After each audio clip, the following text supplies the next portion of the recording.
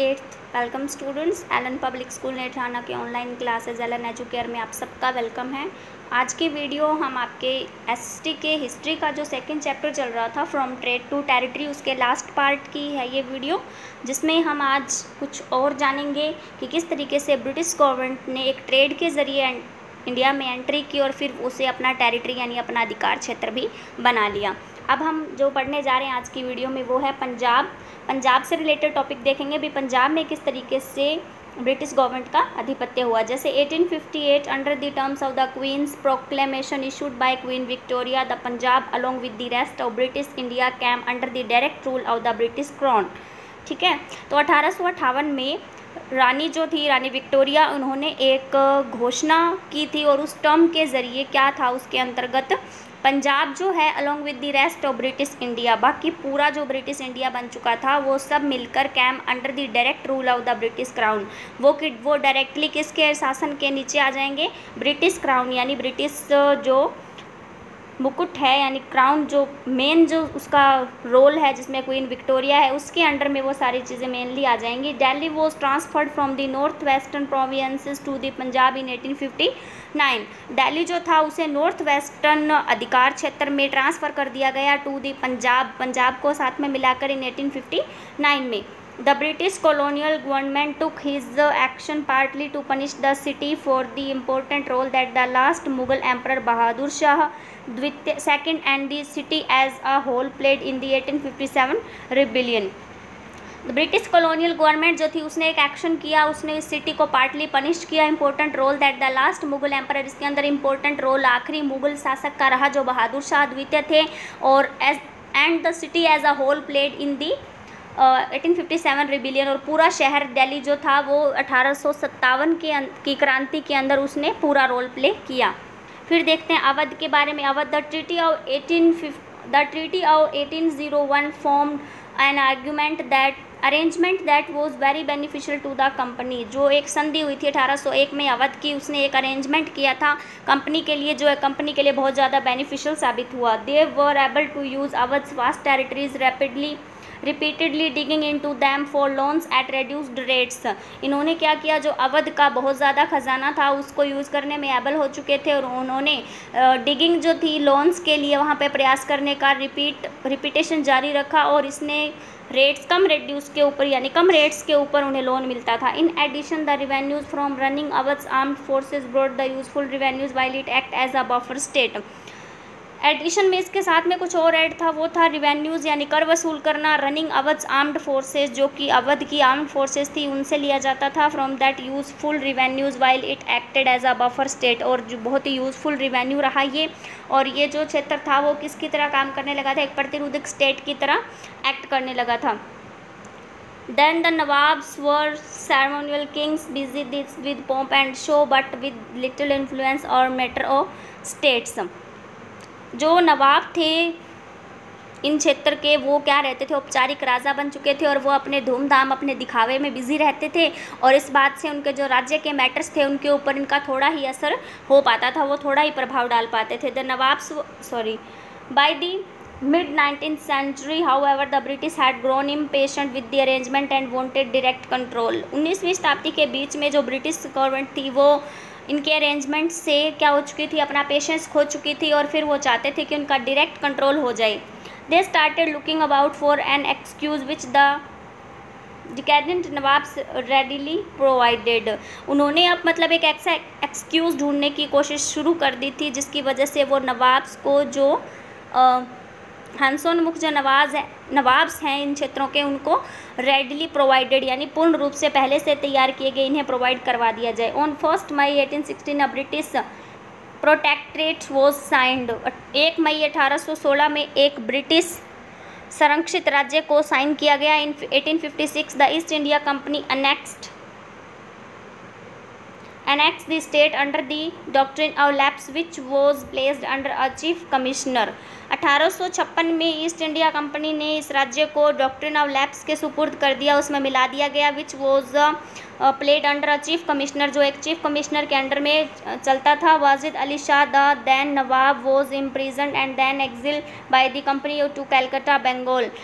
इनके जो वाजिद अली शाह थे, जो उस समय के नवाब थे, इन्हें जेल में डाला गया था एंड देन एक्सिल, बाद में उन्हें निर्वासन दे दिया गया था इस कंपनी से कैलकाटा बंगाल में। In the subsequent revolt of 1857, 1857 की क्रांति के बाद, his 14-year-old son Birjis Qadar son of Begum Hazrat Mahal was crown ruler and sir Henry Lawrence killed in the hostilities. 14 साल का उनका जो बेटा था ब्रिजेस कादर, जो किसका बेटा था, इसका बेगम हजरत महल का बेटा था, उसे मतलब क्राउन रूलर बनाया गया और बाद में सर हेनरी लॉरेंस ने शत्रुता की वजह से उसे मार दिया, सर हेनरी लॉरेंस को मार दिया गया, ठीक है, किल्ड दी हॉस्टिलिटीज़ यानी शत्रुता की वजह से। अब लॉर्ड डलहौजी का शासन यहाँ पे शामिल होता है आगे, जिसमें हम देखते हैं क्या करते हैं वो। James Andrew brown Ramsay first Marquez of Dalhousie KTPC 22 April 1812 to 19 December 1860 also known as Lord Dalhousie, styled Lord Ramsay until 1830 and known as the Earl of Dalhousie between 1838 and 1849 was a Scottish statesman and colonial administrator in British India। ये जो थे इनका शासन 22 अप्रैल 1812 से लेकर 19 दिसंबर 1860 तक रहता है, जिसे लॉर्ड डलहौजी के नाम से जाना जाता है। और फिर लॉर्ड राम से इनका 1838 से इनका शासन रहता है 1849 तक। The Earl of Dalhousie known as Earl of Dalhousie के नाम से इन्हें जाना जाता है। और ये स्कॉटिश स्टेट्समैन थे, किसके, कॉलोनियल एडमिनिस्ट्रेटर, वो ब्रिटिश इंडिया यानी भारत के अंदर ब्रिटिश लोगों का एक कॉलोनियल प्रशासन शुरू हो गया था, इसके एक स्कॉटिश स्टेट्समैन थे ये। उसके बाद होता है he served as governor general of India from 1848 to 1856। इसने भारत में सेवा दी अपनी गवर्नर जनरल के रूप में 1848 से लेकर 1856 तक। He is credited with introducing passenger trains in railways, electric telegraph and uniform postage in India which he described as the 3 great engines of social improvement. इन्हें मतलब क्रेडिट दिया जाता है कि इन्होंने ही इंडिया के अंदर पैसेंजर ट्रेन्स चलाई थी, रेलवे में इलेक्ट्रिक टेलीग्राफ्स का यूज़ किया था, ये स्टार्ट किए थे, और जो डाकवे की यूनिफॉर्म होती है उसे इंडिया में लागू किया था, विच ही डिस्क्राइब्ड एज। इस तरीके से वो इस नाम से फेमस हो जाते हैं कि उन्होंने 3 ग्रेट इंजन्स दिए हैं, किसको, सोशल इम्प्रूवमेंट के अंदर, समाज सुधारक के रूप में इन्हें जाना जाता है। समाज के सुधार में इन्होंने 3 महत्वपूर्ण काम किए, एक तो पैसेंजर ट्रेन्स चलाई, एक इलेक्ट्रिक टेलीग्राफ और एक यूनिफॉर्म अपलोड करना। He also founded the public worker departments in India. उन्हें मतलब पब्लिक वर्कर्स डिपार्टमेंट इंडिया के अंदर इन्होंने खोजा था या बनाया था। To his supporters he stands out as the far sighted governor general who consolidated East India Company rule in India, led the foundation of its later administration and by this sound policy enabled his successors to stem the tide of rebellion. उसके बाद क्या होता है, to his supporters, उनके जो supporters थे his उनकी वजह से वो मतलब फार साइटेड काफ़ी लंबे समय तक गवर्नर जनरल बने रहे। उन्होंने ईस्ट इंडिया कंपनी का शासन जो भारत में था उसे मजबूत बनाया और उन्हें मतलब बाद में एडमिनिस्ट्रेशन के फाउंडेशन को भी उन्होंने लीड किया। By the sound policy enabled, जो साउंड पॉलिसी थी उसको सक्षम बनाया। उसके जो सक्सेसर्स थे, जो उत्तराधिकारी थे, वो इस जो क्रांति की लहर थी इसे रोकने में सक्षम रहे। His period of rule in India directly preceded the transformation into the Victorian Raj. इनके जो शासन का पीरियड था इंडिया के अंदर उसे डायरेक्टली किसमें ट्रांसफ़र कर दिया गया, विक्टोरियन राज में बदल दिया गया। जैसे पीरियड ऑफ इंडियन एडमिनिस्ट्रेशन, ठीक है, भारत का जो ये प्रशासनिक पीरियड था, प्रशासन का समय था, इसे विक्टोरियन राज में तब्दील कर दिया गया। उसके बाद he was denounced by many in Britain on the eve of his death as having failed to notice the signs of the brewing Indian rebellion of 1857। इन्होंने क्या किया था, दोषारोपण किया था कि ब्रिटेन की जो इवनिंग है वो उनकी डेथ की शाम को मतलब by many the Britons he was denounce, उन्होंने दोषारोपण किया बाय मैनी इन ब्रिटेन की ब्रिटेन के अंदर जो बहुत सारे हैं, on the eve of his death has having fail to notice, की उस इवनिंग को, उनकी डेथ की इवनिंग को वो लोग इस चीज़ को नोटिस करने में फेल हो गए। The science of the brewing Indian rebellion of 1857, जो 1857 की क्रांति है उसके साइंस अब तैयार होने लगे थे। Having अग्रेवेटेड the crisis by his overbearing self confidence, centralizing activity and expensive annexations। ये किसकी वजह से हुआ था? उनका मतलब क्राइसिस जो थे बहुत सारे, उन्होंने इस चीज़ को बिगाड़ दिया था या बढ़ावा दिया था। ओवरबियरिंग सेल्फ कॉन्फिडेंस था इनका, और सेंट्रलाइजिंग एक्टिविटी करते थे, और एक्सपेंसिव एनेक्सेशंस यानी बहुत ज़्यादा मात्रा में इन्होंने कई राज्यों को आपस में मिलाने का काम किया था। The most controversial and trend reform developed and implemented under Dalhousie was the policy of taking all legal यानी often illegal to means possible to assume control over lapsed states.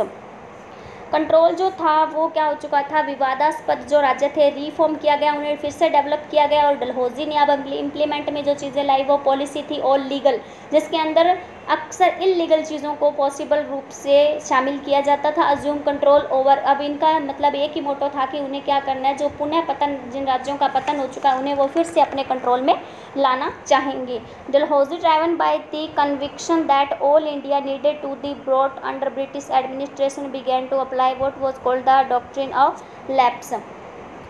Bye the conviction that all India needed to be brought under British administration, उन्होंने मतलब डलहौजी ने ये बात कही कि सारे के सारे लोग इंडिया के कन्विंस हो चुके हैं और वो अब क्या आना चाहते हैं? ब्रिटिश एडमिनिस्ट्रेशन के अंडर में आना चाहते हैं। Began to apply what was called the doctrine of lapse, इस वजह से डॉक्ट्रिन ऑफ लैप्स की एक पॉलिसी स्टार्ट की गई। Under the doctrine the British annexed on any non British state where there was a lack of a proper male lineal heir. इस doctrine के अंतर्गत क्या होना था कि British annexed non British state को उन्होंने वो मिलाएंगे जहाँ पे a lack of a proper male lineal heir, जहाँ पे कोई भी प्रॉपर मेल वंशज उत्तराधिकारी नहीं हो। ठीक है, ऐसी जगह को वो क्या करेंगे? अपने में शामिल कर लेंगे। फिर यहाँ से हम स्टार्ट करते हैं doctrine of lapse. The doctrine of lapse was an annexation policy applied by the British East India company in India until 1859। जो डॉक्ट्रिन ऑफ लैप्स की पॉलिसी थी, इसके अंदर वो क्या करते थे? इसमें वो पॉलिसी अप्लाई की गई थी कि ब्रिटिश ईस्ट इंडिया कंपनी में इंडिया के वो सब हिस्से मिलाए जाएंगे, उनको मिलाया जाएगा अंटिल 1859 तक। Many Indian states were annexed by Lord Dalhousie. Lord Dalhousie ने बहुत सारे इंडियन स्टेट्स को मिला लिया था। The governor general of India to be East India Company, English East India Company. The governor general जो थे इंडिया के, वो इंग्लिश ईस्ट इंडिया कंपनी में शामिल हो चुके थे। अकॉर्डिंग टू द डॉक्ट्रिन यानी Indian princely state under the sovereignty of the British East India Company, the dominant imperial power in the subcontinent. As a vassal state under the British subsidiary system, it would have its princely states abolished and therefore annexed into British East India if ruler was either manifestly implement or dead without a male heir। ठीक है, इसका मतलब क्या था? इसका जो ये policy start की गई थी डॉक्ट्रिन ऑफ लैप्स, इसका मतलब यही था कि मतलब अगर ऐसा कोई इंडियन प्रिंसली स्टेट्स है जो ब्रिटिश ईस्ट इंडिया कंपनी के अंदर उसे शामिल कर लिया जाएगा, अगर वो बिना मतलब अपना कोई मेल उत्तराधिकारी छोड़े अगर उसकी डेथ हो जाती है उस राजा की, तो ऐसे क्षेत्रों को डायरेक्टली इसके थ्रू यानी कि जो डॉक्ट्रिन ऑफ लैप्स पॉलिसी इसके through British East India company के कंट्रोल में समझा जाएगा। The letters supplanted the long established right of an Indian sovereign without an heir or choose a successor। ठीक है, जो बाद में इसके अंदर कार्रवाई की गई वो ये थी लॉन्ग एस्टेब्लिश्ड राइट, एक लंबा मतलब प्रकाशित किया गया एक ऐसा अधिकार था जो इंडियन सोवर्जन है without an heir to choose a successor, अपने उत्तराधिकारी होने के बावजूद अपना एक उत्तराधिकारी चुनता है। An addition the British decided whether potential rulers were competent enough. ठीक है, तो अब मतलब ये जो कॉम्पिटेंटर्स जो थे वो अपने संभावित इस ब्रिटिश लोगों ने जो डिसाइड किया था, इनके एडिशन में जो कॉम्पिटेटर्स थे वो पर्याप्त मात्रा में संभावित रूलर चुनते थे। The doctrine and its applications were widely regarded by many Indians as ill estimate. ठीक है, एक अनुचित या फिर गैर कानूनी रूप से जो भी चीज़ें इसके अंदर शामिल की जाती थी वो इस एप्लीकेशंस में इंडियंस के थ्रू भी वाइडली यूज़ होने लगी थी। The policy is most commonly associated with Lord Dalhousie. ये जो पॉलिसी थी वो ज़्यादातर कॉमनली लॉर्ड डलहौजी से जुड़ी हुई थी। Who was the governor general of East India company in India between 1848 and 1856, जो कि गवर्नर जनरल रहे थे ईस्ट इंडिया कंपनी की तरफ से इंडिया में 1848 से 1856 तक। However it was articulated by the court of directors of the East India company and several smaller states were already annexed under is this doctrine before Dalhousie took over the post of Governor General। अब क्या हुआ था कि मतलब स्पष्ट रूप से जो कोर्ट ऑफ डायरेक्टर्स की जो मीटिंग थी, जो ग्रुप था वो ईस्ट इंडिया कंपनी के अंदर बहुत सारे छोटे छोटे स्टेट को ऑलरेडी मिला लिया जा चुका था, किसके तहत, डॉक्ट्रिन पॉलिसी के तहत। और डलहौजी ने जो गवर्नर जनरल की पोस्ट है वो बाद में ली थी। Dalhousie use to policy most vigorously and extensively, इन्होंने बहुत ही जोशीले ढंग से और विस्तृत रूप से इस पॉलिसी को अपनाया। And so it is generally associated with him, और इसलिए ये उनसे जुड़ी हुई मानी जाने लगी। The other prominent states which become the victims at Satara, Jaitpur, Sambalpur, Udaipur and Nagpur, जो दूसरे ऐसे क्षेत्र थे जो कि अधिकार क्षेत्र थे, जो कि पीड़ित थे, शिकार थे इस योजना के, वो ये थे सतारा, जैतपुर, संबलपुर, उदयपुर और नागपुर। इन्हें भी इसी पॉलिसी के तहत एक दूसरे में मिक्सअप किया गया था। Dalhousie applied the doctrine of lapse vigorously and for annexing Indian princely states, but the policy was not solely his invention. Dalhousie ने इस पॉलिसी को अप्लाई किया बहुत ही ज़्यादा साहस के साथ में, यानी उत्साह के साथ, जोशीले ढंग से, और इंडिया के बहुत सारे प्रिंसली स्टेट्स को यानी देसी रियासतों को मिला लिया था। But the policy was not solely his invention, लेकिन ये जो पॉलिसी थी ये पूरी तरीके से उनकी खोज नहीं थी। The court of directors of the East India company had articulated this early in 1834, जो डायरेक्टर्स की कोर्ट थी, जो पूरा दरबार था इन डायरेक्टर्स का, वो ईस्ट इंडिया कंपनी का था। हैड आर्टिकुलेटेड, इन्होंने 1834 में ही इसे आपस में जोड़ दिया था। As per this policy the company annexed Mandvi in 1839, Kolaba and Jalaun in 1840 and Surat in 1842। इस कंपनी ने जो अधिकार क्षेत्र मिलाए अपने में, जो प्रिंसली स्टेट्स, वो ये थे। 1839 में मंडावी को मिलाया था, कालबाला और जैलून को 1840 में, और सूरत को 1842 में। अब हम देखेंगे वो प्रिंसली स्टेट्स जिन्हें इस डॉक्ट्रिन के तहत जिनका मिलान किया गया था, यानी जिन्हें आपस में जोड़ा गया था। प्रिंसली स्टेट्स जैसे अंगुल 1848, बंदा 1858, जैंतिया 1835, जैलून 1840, झांसी 1844, कांगड़ा 1846, किचूर 1844। इस तरीके से ये आप देख सकते हो ये कितनी सारी हैं। उदयपुर, चित्तौड़ छत्तीसगढ़, ठीक है, तंजौर, सूरत, संबलपुर पंजाब, नागपुर, कुल्लू, ये सब देख रहे हो आप इसमें, इस लिस्ट में। इस तरीके से ये इन डेट्स को, इन ईयर्स में इन्हें एक दूसरे में अनेक्स किया गया था, ठीक है। अब हम देखते हैं आगे कंपनी क्लेम्स। ओके, कंपनी के जो मतलब वंश हैं, जो कुल है, वो किस तरीके से चला था आगे वो देखेंगे।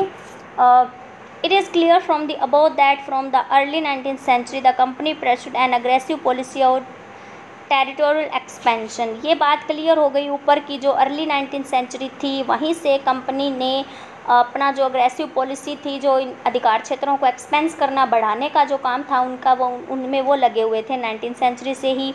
Under Lord Hastings governor general from 1813 to 1823 a new policy of paramountcy was initiated. जो मतलब नए लॉर्ड होस्टिंग जो उनके अंडर में, जो कि गवर्नर जनरल 1813 से 1823 तक रहे थे इंडिया में, उन्होंने एक न्यू पॉलिसी शुरू की थी परम सत्ता की, ठीक है, इनिशियली स्टार्ट की थी। Now the company claimed that it's घोषणाएं, मतलब कंपनी की घोषणाएं हम इसमें पढ़ रहे हैं, ठीक है, that it's authority was Paramount और सुप्रीम। अब कंपनी ने जो घोषणा की थी वो ये थी कि उनकी अथॉरिटी, उनका जो अधिकार है वो क्या रहेगा, पैरामाउंट, यानी कि परम सत्ता, पूरा अधिकार रहेगा, सुप्रीम पावर होगी वो। Hence its power was greater than that of Indian states, उनकी जो पावर है वो बहुत ज़्यादा ग्रेटर होगी, महान होगी इंडियन स्टेट्स की पावर से। In order to protect its interest it was justified in annexing और threatening to annex any Indian kingdom. अपने इस ऑर्डर को प्रोटेक्ट करने के लिए उन्होंने क्या किया, जस्टिफाई किया, मतलब कुछ लोगों को तो मनाया कि वो अपने में इनमें शामिल हो जाए, और कुछ लोगों को ज़बरदस्ती, कुछ इंडियन राज्यों को ज़बरदस्ती अपने में शामिल किया। This view continue to guide later British policies as well. बाद में इस तरीके से ये लगातार इसे गाइड किया गया ब्रिटिश पॉलिसीज़ के द्वारा, ब्रिटिश पॉलिसीज़ के ज़रिए इसे बाद में गाइड किया गया।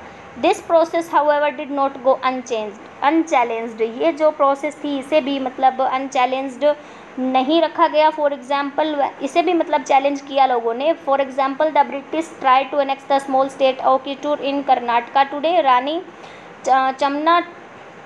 चन्मा took to arms and led an anti British resistance movement. वो मतलब ब्रिटिश लोग क्या करना चाहते थे, एक छोटा सा स्टेट था किटूर, जिन कर्नाटका में है आज, और इसे मतलब वो लोग अनेक्स करना चाहते थे। इसे वहाँ की एक रानी थी चन्मा, जिसने मतलब टुक टू आर्म्स, उसने हथियार उठाया इसके खिलाफ, और एंटी ब्रिटिश रेजिस्टेंस मूवमेंट उसने स्टार्ट की थी ब्रिटिश लोगों के प्रतिरोध में।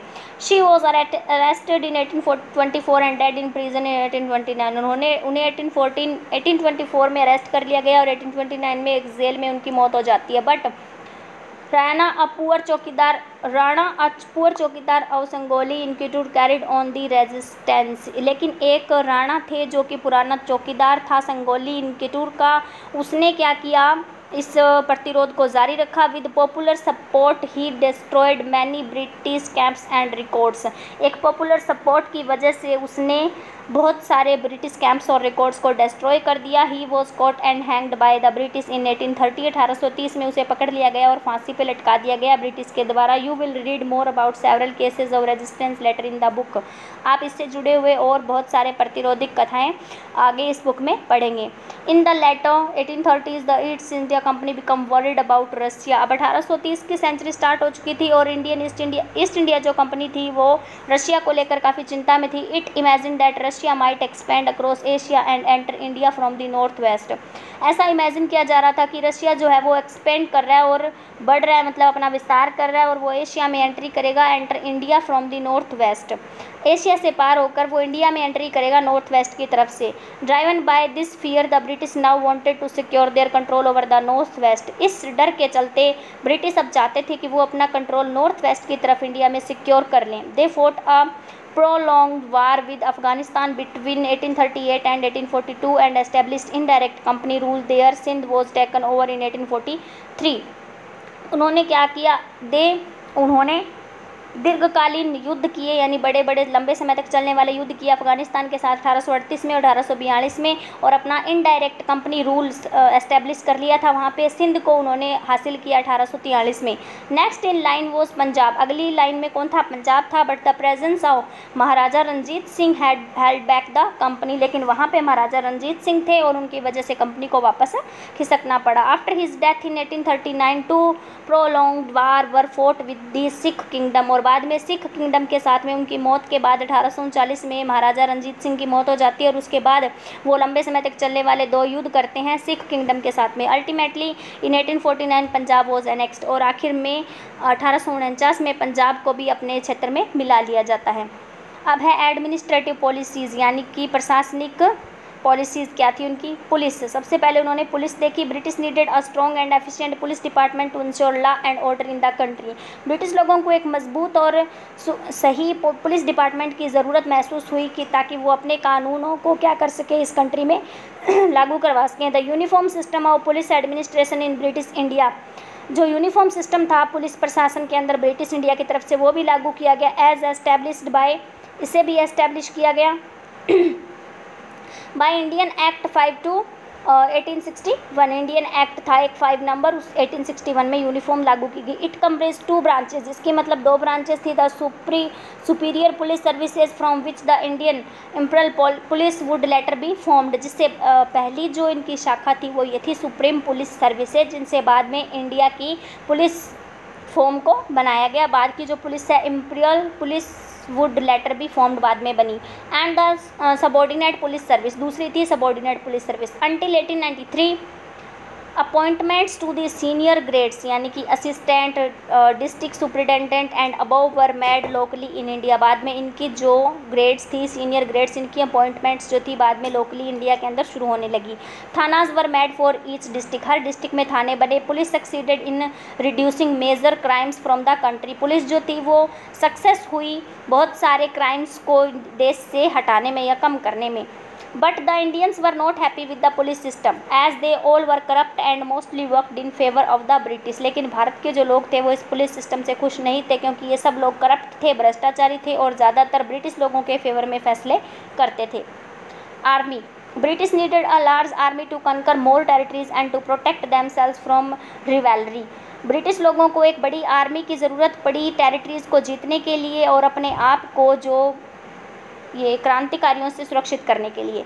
Army was responsible for the defence of both the British East India empire and the princely states. Army जिम्मेदार थी, ब्रिटिश ईस्ट इंडिया एम्पायर को भी सिक्योर करने की जिम्मेदारी उनकी थी और जो प्रिंसली स्टेट से रियासतें थी उनको भी सिक्योर करने की जिम्मेदारी आर्मी की थी। Which could also have their own आर्मीज, जो उनकी खुद की आर्मी होती है उनकी रिस्पॉन्सिबिलिटी होती थी। The Indian army was an important part of the British empire's forces. Indian army भी एक इम्पोर्टेंट पार्ट था ब्रिटिश एम्पायर फोर्सेज का, both in India and abroad, particularly during the First World War and the Second World War। पूरे India में भी और भारत से बाहर भी विशेष रूप से फर्स्ट वर्ल्ड वार और सेकेंड वर्ल्ड वार में इंपॉर्टेंस रही इनकी। The officer commanding the army of India was the commander in chief. जो ऑफिसर कमांडिंग ऑफिसर होता है आर्मी का इंडिया का, वो था commander in chief India, who reported to the civilian governor general of India. ठीक है, जो कि रिपोर्ट करते थे सिविलियन गवर्नर जनरल को इंडिया के। The title was used before the creation the title was used before the creation of a unified British East India Army. The first holder was Major General Stringer Lawrence in 1748। जो title मिला था बाद में, जो कि creation हुआ था, unified British Indian army बनी थी, एक मिल के ब्रिटिश इंडियन आर्मी बनी थी, उसके जो फर्स्ट होल्डर थे वो मेजर जनरल स्ट्रिंगर लॉरेंस थे, जो 1748 में बने थे। फिर इनका न्यायिक व्यवस्था कैसी थी इस समय? The English set up a poor copy of the British judicial system as Indian judicial system। English लोगों ने एक बहुत ही पुअर, मतलब हल्की, जो ब्रिटिश जुडिकल सिस्टम की जो प्रोग्रेस थी उसे दिखाया, और ऐसा ही बिल्कुल इंडियन भारतीय न्यायिक व्यवस्था का सिस्टम उन्होंने शो किया। द जजेस इन pre independence India were the symbol of imperial power. जो जजेस थे पहले के, न्यायाधीश जो थे प्री इंडिपेंडेंस इंडिया यानी कि आज़ाद होने से पहले के भारत में, वो सिंबल थे इम्पीरियल पावर के, किसके? शाही शक्ति के। Hardly after 20 years of Ranjit Singh death, मुश्किल से रंजीत सिंह की डेथ के 20 साल बाद, the whole continent of India had passed into the hands of East India Company. जो पूरा भारत उपमहाद्वीप जो था, कॉन्टिनेंट ऑफ इंडिया, वो पूरा का पूरा ईस्ट इंडिया कंपनी के हाथों में चला गया था। The motto of the English was not to provide justice to the local people but the only motive behind these efforts was to replace the existing judicial system to would the local people according to their own desire to ruling them in the long run। ठीक है, तो जो मोटो था इनका, उद्देश्य जो था English लोगों का, वो ये लोकल लोगों को जस्टिस प्रोवाइड करवाना नहीं था, बट ओनली उनका मोटिव इसके पीछे यही था कि उनके एफर्ट्स से उनका जो जुडिकल सिस्टम पहले से जो चल रहा है यहाँ पे एग्जिस्ट है, उसे मतलब रिप्लेस कर दिया जाए और लोकल पीपल को उनके अकॉर्डिंग रखा जाए, और desire to ruling them in the long run, उनकी इच्छा थी कि वो इन लोगों पर अपनी मर्जी से शासन करें। The British rulers change the whole administration of our country specially the law and justice. British rulers ने हमारे देश का पूरा एडमिनिस्ट्रेशन, पूरा प्रशासन बदल दिया था, स्पेशली कानून और न्याय। However even after Indians were appointed as जजेस, वैसे तो इंडियंस क्या थे जजेस के रूप में अपॉइंट थे, एनी कॉन्टैक्ट बिटवीन जजेस and the common people was discouraged, लेकिन फिर भी न्यायाधीश और कॉमन लोगों के बीच में जो कनेक्शन था, कांटेक्ट था, वो डिस्करेज्ड था। ठीक है, दोनों को एक दूसरे पे विश्वास नहीं था, वो ब्रिटिश लोगों के चक्कर में काम करते थे। ठीक है, then Warren Hastings and Lord Cornwallis gave a proper shape to this judicial setup. इन दोनों ने मिलकर एक न्यायिक व्यवस्था को एक प्रॉपर शेप दिया। दे सेटअप डिस्ट्रिक्ट कोर्ट, उन्होंने डिस्ट्रिक्ट कोर्ट सेटअप किए, दीवानी अदालत एंड क्रिमिनल कोर्ट सेटअप किए, फौजदारी अदालत। Law of commission was appointed to codify Indian laws, और बाद में लॉ ऑफ कमीशन अपॉइंट किए गए इंडियन कानून को क्वालिफाई करने के लिए, यानी उसे स्टार्ट करने के लिए, कोडिफाई करने के लिए। It complete the Indian penal code IPC and establish the principle और रूल ऑफ लॉ। इन्होंने क्या किया? इंडियन पैनल कोड कंप्लीट किया और एस्टेब्लिश किया रूल ऑफ लॉ यानी कानून के नियम। The British came to India as a traders, British लोग भारत में व्यापारी के रूप में आए थे। एंड सून दे बिकम कनकरर्स, और जल्दी ही वो क्या बन गए? उसके विजेता बन गए, यानी उसके ऊपर उन्होंने अधिकार कर लिया। By the middle of 19th century the British were the supreme power in India. 19th century के बीच में, मध्यकाल में, ब्रिटिश एक इंडिया के अंदर सुप्रीम पावर बन चुकी थी। A large part of country was under direct rule, and country का बहुत बड़ा हिस्सा डायरेक्ट उनके रूल में आ चुका था। Soon India turn into a British colony, और जल्दी ही भारत एक ब्रिटिश कॉलोनी में बदल गया।